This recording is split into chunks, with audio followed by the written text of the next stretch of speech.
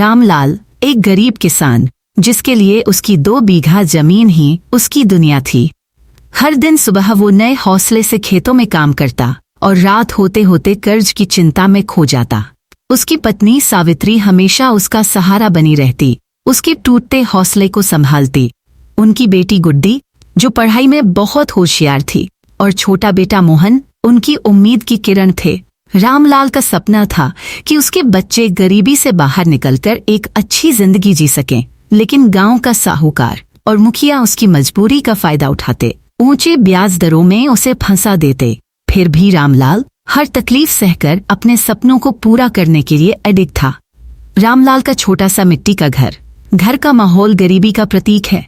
बाहर बारिश हो रही है, सावित्री अपने दोनों बच्चों के साथ खाना बना रही है। तभी रामलाल थके हुए कदमों से घर में प्रवेश करता है। सावित्री, खाना बना लिया क्या? आज तो ऐसा लगता है कि हड्डी पसली एक हो गई है। हाँ जी, बस थोड़ी देर में तैयार हो जाएगा। तुम हाथ मुंह धो लो, तब तक मैं थाली लगाती हूँ। बाबा, मुझे भी खेतों पर ले चलो ना, मैं भी आपके साथ काम करना चाहती हूँ। अरे पगली, तुम्हारी उम्र खेलने कूदने की है, खेतों में पसीना बहाने की नहीं। पढ़ाई में ध्यान दो ताकि बड़े होकर एक दिन गांव का नाम रोशन कर सको। साहूकार के लोग फिर से आए थे। कहते हैं कि अगर इस महीने के आखिर तक पैसे नहीं लौटाए तो वो हमारा खेत छीन लेंगे। हाँ, मैं जानता हूँ, पर क्या करूँ? इस बार फसल अच्छी हो जाए तो शायद उनका कर्ज चुका पाऊँ। हर दिन तो भगवान से बस यही दुआ करता हूँ। अगले दिन सुबह हरिया, जो रामलाल का पड़ोसी है, उसके घर आता है। रामलाल भाई, सुना है साहूकार के आदमी तुम्हारे पास भी आए थे, अब क्या सोचा है? और क्या कर सकता हूँ हरिया भाई, उम्मीद है कि इस बार फसल अच्छी हो जाएगी। भगवान की मर्जी हुई तो सब ठीक हो जाएगा। भाई, मुखिया जी से जाकर बात कर ले, हो सकता है कुछ मदद कर दें। मुखिया जी, वो भी गरीब किसानों की मुसीबत का मजाक उड़ाते हैं, लेकिन क्या पता एक आखिरी कोशिश कर ही लूं।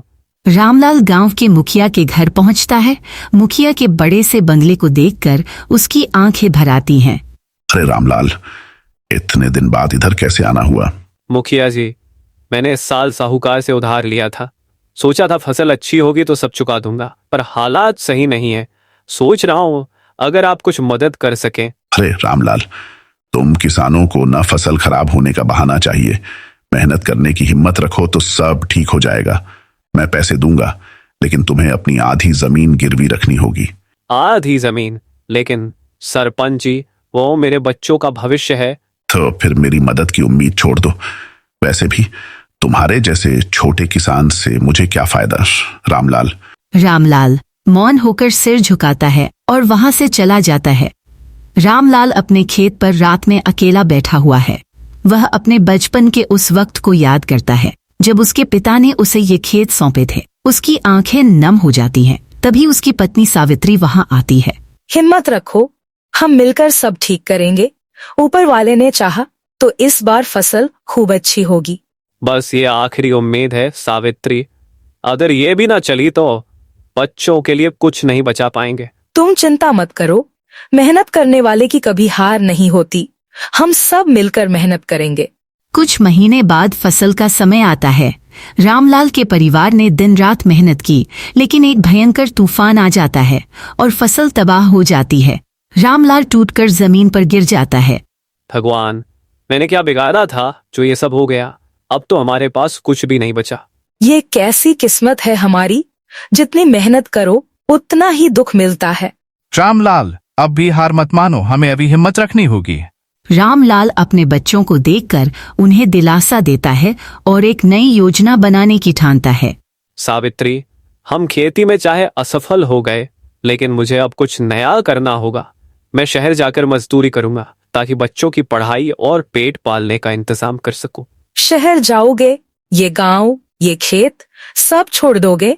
नहीं, सब कुछ नहीं छोड़ूंगा, लेकिन हमें बच्चों का भविष्य बनाने के लिए कुछ करना पड़ेगा, चाहे मुझे जो भी करना पड़े। रामलाल शहर पहुंचता है और मेहनत से काम करने लगता है। हर दिन वो फसल और अपने बच्चों की यादों में खो जाता है। कुछ महीने बाद पैसे बचाकर वो गांव लौटता है। गांव के लोग उसे देखकर हैरान होते हैं। बाबा, आप लौट आए, क्या आप अब यहीं रहेंगे? हाँ बेटी, अब तुम्हें पढ़ाई में और मेहनत करनी है। मैं मेहनत करूंगा ताकि तुम्हें कभी खेतों में पसीना न बहाना पड़े। रामलाल ने अपनी मेहनत और हौसले से अपना खेत दोबारा खड़ा कर लिया। वह गांव के बाकी किसानों को भी संगठित करता है और मुखिया और साहूकार के शोषण के खिलाफ आवाज उठाने का साहस जुटाता है। गांव में सभी लोग रामलाल की मेहनत और जज्बे की तारीफ करते हैं। रामलाल भाई, तुमने जो किया वो हम सभी के लिए मिसाल है। तुमने हार मानने के बजाय हिम्मत दिखाई और हमें भी प्रेरित किया। रामलाल अपने खेत पर खड़ा होकर आसमान की ओर देखता है और मुस्कुराता है। उसकी मेहनत ने उसे फिर से अपने खेतों में वापस लाकर खड़ा कर दिया। उसकी आंखों में एक चमक है, मानो उसकी जिंदगी का असली संघर्ष अब खत्म हुआ हो।